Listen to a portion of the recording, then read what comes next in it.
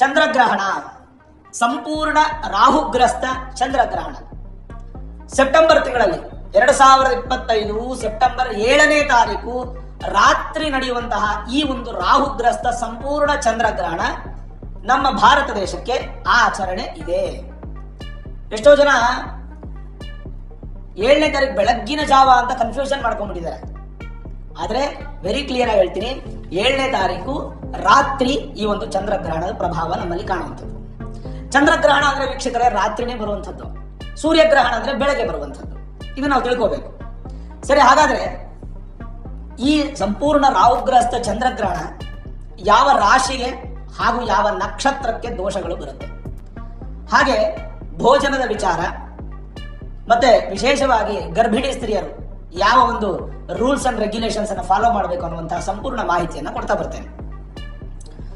ಮೊದಲಿಗೆ ನೀವು ಸುಮಾರು ಸಾಮಾಜಿಕ ಜಾಲತಾಣಗಳಲ್ಲಿ ನೋಡಬಹುದು, 4 ರಾಶಿಗಳಿಗೆ ಶುಭ ಫಲ, 4 ರಾಶಿಗಳಿಗೆ ಮಿಶ್ರ ಫಲ, 4 ರಾಶಿಗಳಿಗೆ ಅನಿಷ್ಟ ಫಲ ಅನ್ನುವಂಥದ್ದು ಸುಮಾರು ವಾಟ್ಸಪ್ ಮೆಸೇಜ್ಗಳಲ್ಲಿ ಫಾರ್ವರ್ಡ್ ಆಗ್ತಾ ಇರುತ್ತೆ.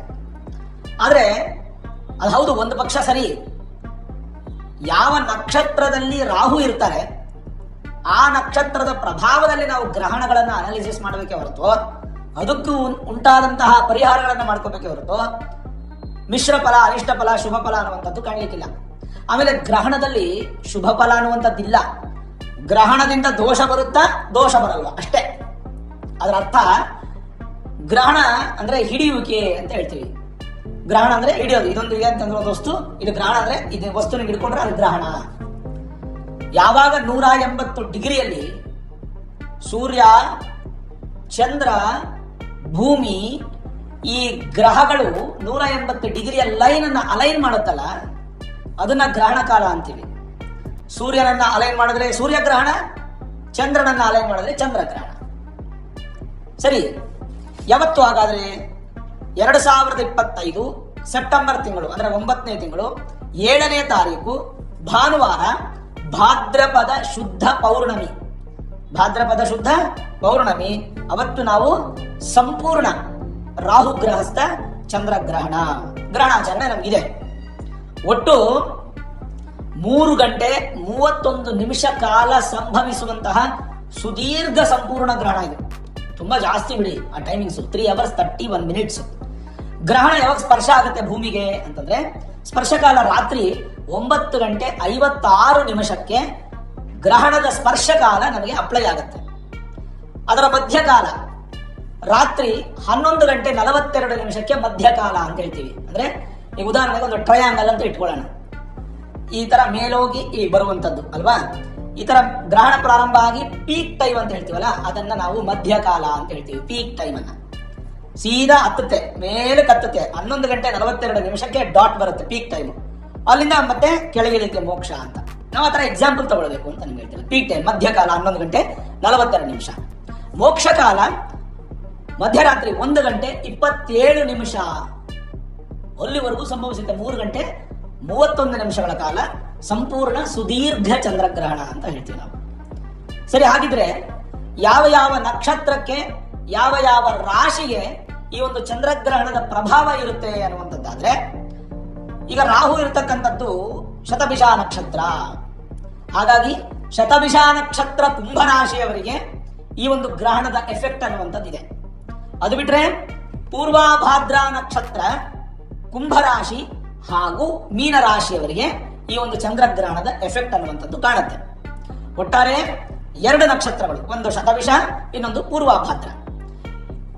ಈ 2 ನಕ್ಷತ್ರಗಳಿಗೂ ಸಂಯಮವಾಗುವಂತಹ ರಾಶಿಗಳು ಯಾವುದು ಅಂದ್ರೆ ಶತಭಿಷಾಗೆ ಕುಂಭರಾಶಿ ಆಗುತ್ತೆ, ಪೂರ್ವಭಾದ್ರಕ್ಕೆ ಕುಂಭನೂ ಆಗಿ ಮೀನರಾಶಿಗೂ ಕೂಡ 4ನೇ ಪಾದಕ್ಕೆ ಅಪ್ಲೈ ಆಗುತ್ತೆ. ಹಾಗಾಗಿ 7ನೇ ತಾರೀಕು ನಡೆಯುವಂತಹ ಚಂದ್ರಗ್ರಹಣದ ಪ್ರಭಾವ ಕುಂಭರಾಶಿ ಹಾಗೂ ಮೀನರಾಶಿಯವರಿಗೆ ಈ ಒಂದು ಗ್ರಹಣದ ಪ್ರಭಾವ ಸಂಪೂರ್ಣ ಇರುತ್ತೆ.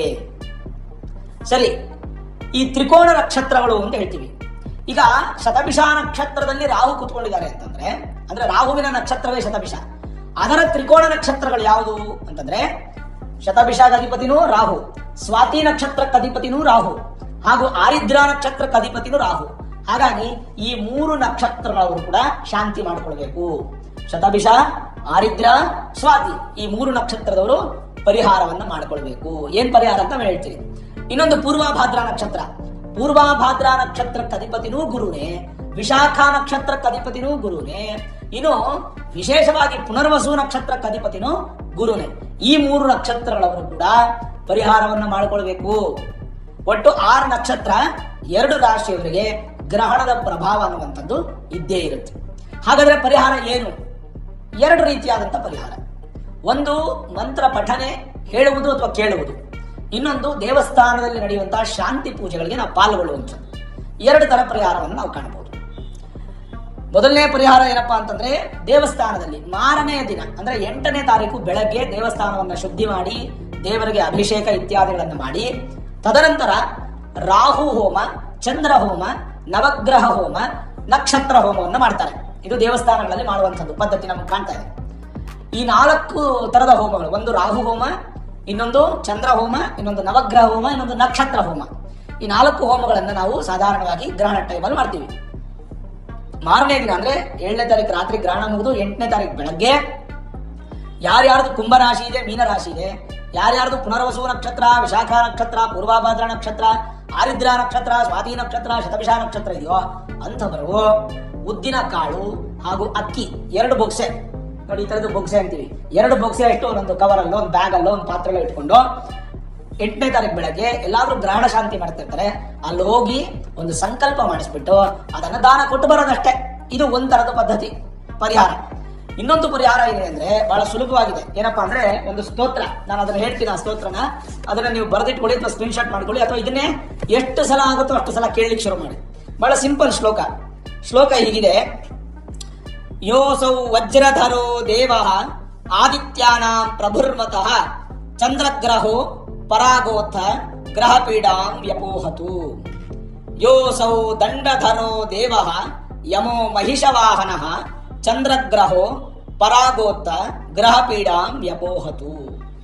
ಯೋಸೌ ಶೂಲಧರೋ ದೇವ ಪಿನಾಕಿ ವೃಷವಾಹನಃ ಚಂದ್ರಗ್ರಹೋ ಪರಾಗೋತ್ತ ಗ್ರಹ ಪೀಡಾಂ ವ್ಯಪೋಹತು. ಇನ್ನು ಭೋಜನ ವಿಚಾರ. ಭೋಜನ ಅನ್ನುವಂಥದ್ದು 7ನೇ ತಾರೀಕು ಮಧ್ಯಾಹ್ನ 12 ಗಂಟೆ 15 ನಿಮಿಷದವರೆಗೂ ಭೋಜನವನ್ನು ಮಾಡಬಹುದು. ಅಂದ್ರೆ ಭಾನುವಾರ ಮಧ್ಯಾಹ್ನ 12 ಗಂಟೆ 15 ನಿಮಿಷದವರೆಗೂ ಭೋಜನವನ್ನು ಮಾಡಬಹುದು. ಕೊನೆ ತುತ್ತು ಅಷ್ಟೇ. ಅದಾದ್ಮೇಲೆ ಭೋಜನ ಇಲ್ಲ. ಮತ್ತೆ ಭಾನುವಾರ ರಾತ್ರಿ ಎಲ್ಲ ಕಳೆದು ಗ್ರಹಣ ಮುಗಿಸ್ಕೊಂಡು ಮಾರನೇ ದಿನ 8ನೇ ತಾರೀಕು ಬೆಳಗ್ಗೆ ಮನೆ ಶುದ್ಧಿ ಮಾಡಿ ತದನಂತರ ಮನೆಯಲ್ಲಿ ಹೊಸದಾಗಿ ಅಡಿಗೆ ಮಾಡ್ಕೊಂಡು ಭೋಜನ ಮಾಡಬೇಕು. ಆದ್ರೆ ಮಧ್ಯಾಹ್ನ 3 ಗಂಟೆ 15 ನಿಮಿಷದವರೆಗೂ ಬಾಲಕರು, 8 ವರ್ಷದ ಒಳಗಿರತಕ್ಕಂಥ ಬಾಲಕರು, 55 ವರ್ಷ ಮೇಲ್ಪಟ್ಟಂತಹ ವೃದ್ಧರು ಹಾಗೂ ರೋಗಿಷ್ಠರು, ಯಾವುದೇ ವಯಸ್ಸಾಗಿರ್ತಕ್ಕಂಥ ವಯೋಮಿತರಿರ್ತಕ್ಕಂಥ ರೋಗಿಷ್ಠರು ಮಧ್ಯಾಹ್ನ 3 ಗಂಟೆ 15 ನಿಮಿಷದವರೆಗೂ ಭೋಜನವನ್ನು ಮಾಡಬಹುದು. ಅದಾದ್ಮೇಲೆ ಅವ್ರಿಗೂ ಇಲ್ಲ. ಸರಿ, ಗರ್ಭಿಣಿಯರು, ಬಾಣಂತಿಯರು ಮಾತ್ರ ಲಿಕ್ವಿಡ್ಸ್ ಅನ್ನ ತಗೊಳ್ಬಹುದು. ಅದು ಗ್ರಹಣದ ಕಾಲದಲ್ಲಿ ತಗೊಳ್ಳಂಗಿಲ್ಲ. ಈಗ ಬಾಣಂತಿಯರು ಮಕ್ಕಳಿಗೆ ಅಮೃತವನ್ನು ಕೊಡ್ತಾ ಇರ್ತಾರೆ, ಅಂತ ಸಂದರ್ಭದಲ್ಲಿ ಲಿಕ್ವಿಡ್ಸ್ ಅನ್ನ ತಗೊಳ್ಬಹುದು, ಏನ್ ತೊಂದರೆ ಇಲ್ಲ. ಗರ್ಭಿಣಿಯರು ಮಗುನ ಸಂರಕ್ಷಣೆ ಮಾಡ್ತಾ ಇರ್ತಾರೆ, ಅವರು ಕೂಡ ತಗೊಳ್ಬಹುದು. ಆದ್ರೆ ಗರ್ಭಿಣಿಯರು ಸಾಧ್ಯವಾದಷ್ಟು ಸಂಜೆ 6 ಗಂಟೆಗೆ ಮನೆ ಒಳಗೆ ಹೋಗ್ಬಿಡಿ. ಮಾರನೇ ದಿನ ಬೆಳಗ್ಗೆ 6 ಗಂಟೆವರೆಗೂ ಮನೆಯಿಂದ ಹೊರಗೆ ಬರಬೇಡಿ. ಆರಾಮ ಮನೆಗೆ ಕೂತ್ಕೊಂಡು ಕೃಷ್ಣ ಸ್ತುತಿಗಳನ್ನ ಸ್ತುತಿಸ್ತಾ ದೇವರನ್ನ ಪ್ರಾರ್ಥನೆ ಮಾಡ್ಕೊಂಡಿರಿ. ನಿಮ್ಮ ಮಗುಗೆ ಯಾವುದೂ ಗ್ರಹಣದ ಸಮಸ್ಯೆ ಆಗೋದಿಲ್ಲ. ಅಲ್ಲಿಗೆ ಒಂದು ಹಂತಕ್ಕೆ ನಮಗೆ ಈ ಭೋಜನದ ವಿಚಾರ ಗೊತ್ತಾಯ್ತು. ಸಾಧ್ಯವಾದಷ್ಟು ಈ ಸಮಯದಲ್ಲಿ ಗ್ರಹಣ ಹಿಡಿಯುವಂತಹ ಸಮಯದಲ್ಲಿ ನದಿ ಸ್ನಾನ, ಬಾವಿ ಸ್ನಾನ ಮತ್ತೆ ಸಮುದ್ರ ಸ್ನಾನ ಮಾಡಿ ತರ್ಪಣಾದಿಗಳನ್ನು ಕೊಡುವಂತಹ ಪದ್ಧತಿ ನಮ್ಮಲ್ಲಿದೆ. ದಾನಕ್ಕೆ ತುಂಬಾ ಪ್ರಾಮುಖ್ಯತೆ ಇದೆ.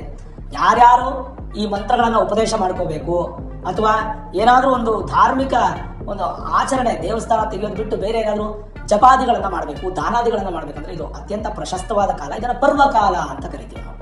ಹಾಗಾಗಿ ಯಾವ ಕಾರಣಕ್ಕೂ ಕೂಡ ಈ ಭೋಜನ ವಿಚಾರದಲ್ಲಿ ನೆಗ್ಲಿಜೆನ್ಸಿ ಮಾಡಬೇಡಿ. ಸುಮಾರು ಜನ ಗ್ರಹಣ ಸಮಯದಲ್ಲೇ ಊಟ ಮಾಡ್ತಿರ್ತಾರೆ, ವಿಪರೀತ ಮೆರಿತಾ ಇರ್ತಾರೆ. ನಾವು ಅದ್ರ ಬಗ್ಗೆ ತಲೆ ಕೆಡಿಸ್ಕೊಳ್ಳೋದು ಬೇಡ. ನಮ್ಮ ಹಿರಿಯರಿಂದ, ನಮ್ಮ ಋಷಿ ಮುನಿಗಳಿಂದ, ನಮ್ಮ ಕಾಲದಿಂದ ನಮ್ಗೆ ಏನು ಪದ್ಧತಿ ಬಂದಿದೆ ಅದನ್ನ ನಾವು ಮಾಡೋಣ. ನೋಡಿ, ಗ್ರಹಣಕ್ಕೆ ನದಿಗೆ ಯಾವ ದರ್ಬೆ ಹಾಕ್ತಾರೆ ಗುರುಗಳೇ, ಸಮುದ್ರಕ್ಕೆ ಯಾವ ದರ್ಬೆ ಹಾಕ್ತಾರೆ ಎಲ್ಲ ಕೇಳ್ತಾರೆ. ಕೇಳೋದು ತಪ್ಪೇನಿಲ್ಲ. ನದಿಯಲ್ಲೇ ದರ್ಬೆ ಇರುತ್ತೆ, ಸಮುದ್ರದಲ್ಲೇ ಒಂದು ಉತ್ತಮವಾದ ದೇವ ವೃಕ್ಷ ಇರುತ್ತೆ. ಹಾಗಾಗಿ ನಮಗೆ ಅದು ಕೆಲವೊಂದಕ್ಕೆಲ್ಲ ತರ್ಕಕ್ಕೆ ಉತ್ತರ ಕೊಡ್ಲಿಕ್ಕೆ ಆಗಲ್ಲ. ಅದ್ರ ಬಗ್ಗೆ ನೀವು ತಲೆ ಕೆಡಿಸ್ಕೋಬೇಡಿ. ಒಟ್ಟಾರೆ ಹೇಳ್ಬೇಕಂದ್ರೆ ಈ 6 ನಕ್ಷತ್ರದವರು 2 ರಾಶಿಯವರು ಶಾಂತಿ ಪೂಜೆ ಪರಿಹಾರ ಮಾಡಿಕೊಡಿ. ಅದಂತೂ ತುಂಬಾ ಇಂಪಾರ್ಟೆಂಟ್. ಅದೊಂದು ಮಾಡಿಕೊಂಡ್ರೆ ಸಾಕು, ಇನ್ನೇನೂ ಅವಶ್ಯಕತೆ ಇಲ್ಲ, ಯಾವುದೇ ಭಯಪಡೋ ಅವಶ್ಯಕತೆ ಇಲ್ಲ. ಈ ಗ್ರಹಣ ನಿಮಗೆ ಹೆಚ್ಚಿನ ಪ್ರಮಾಣದ ಸಮಸ್ಯೆಗಳನ್ನು ಉಂಟು ಮಾಡಲ್ಲ. ಚಂದ್ರಗ್ರಹಣ ನಿಮ್ಮ ಭಯ ನಿಮ್ಮನ್ನ ದೋಷಕ್ಕೆ ಎಳ್ಕೊಂಡು ಹೋಗ್ಬಿಡುತ್ತೆ. ಭಯ ಪಡಬೇಡಿ. ಈ ಒಂದು ಮಂತ್ರವನ್ನು ಹೇಳಿ ಸ್ತೋತ್ರವನ್ನ ಪಾರಾಯಣ ಮಾಡಿ, ಇಲ್ಲಾಂದ್ರೆ ದೇವಸ್ಥಾನಕ್ಕೆ ಹೋಗಿ ಪೂಜಾದಿಗಳನ್ನು ಮುಗಿಸ್ಕೊಂಡು ದಾನ ಮಾಡಿ. ಇಷ್ಟು ಬಿಟ್ಟರೆ ಇನ್ನೇನು ಅವಶ್ಯಕತೆ ಇಲ್ಲ. ಧೈರ್ಯವಾಗಿರಿ, ಭಗವಂತ ನಿಮಗೆ ಒಳ್ಳೆಯದು ಮಾಡ್ತಾನೆ. ಈ ವಿಡಿಯೋ ಇಷ್ಟ ಆಗಿದ್ರೆ ಲೈಕ್ ಮಾಡಿ, ಶೇರ್ ಮಾಡಿ, ಮುಖ್ಯವಾಗಿ ನಮ್ಮ ಚಾನಲ್ಗೆ ಸಬ್ಸ್ಕ್ರೈಬ್ ಮಾಡಿ, ಬೆಲ್ ಐಕಾನ್ ಅನ್ನು ಪ್ರೆಸ್ ಮಾಡಿ. ಸರ್ವೇ ಜನಾಃ ಸುಖಿನೋ ಭವಂತು, ಸಮಸ್ತ ಸನ್ಮಂಗಳಾನಿ ಭವಂತು.